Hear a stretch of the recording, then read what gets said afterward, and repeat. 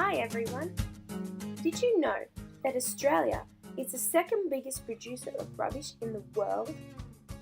Every year the average Aussie family produces enough waste to fill a 3-bedroom house. That isn't such a great title to have, is it?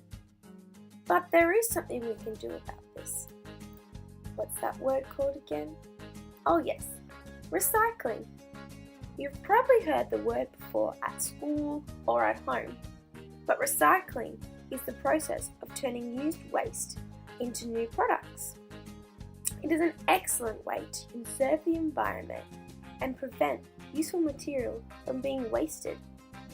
It also saves energy. Many things can be recycled, such as paper, metal, plastics, glass, and even some electronics. Did you know that 75% of garbage is recyclable, but we only recycle around 30%? When throwing stuff away, it doesn't just disappear because it's out of our hands, but most of the stuff we throw away takes a long time to decompose, which means to break down. In fact, some stuff will be around for longer than us.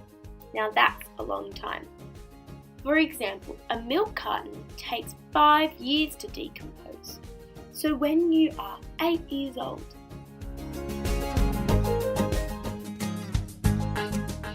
a plastic bag takes 10 to 20 years. That's when you're between 18 and 28 years old. But most things we throw out end up as landfill, which looks like this. It takes up a lot of room, starts to smell, and can be harmful to the environment and animals. But what can we do about it in our schools? Well, there are many schools starting programs and recycling campaigns to reduce their waste, such as worm farms, environment days, can collecting, compost, recycling bins, and tree saving initiatives. There are 3 steps to recycling: reduce, reuse, and then recycle. Reduce the amount of waste that you produce, reuse items such as containers, and then recycle things by placing them in the right bins.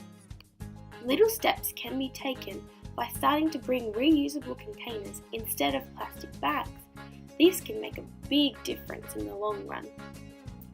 Also, think about how you could also do this in your own home.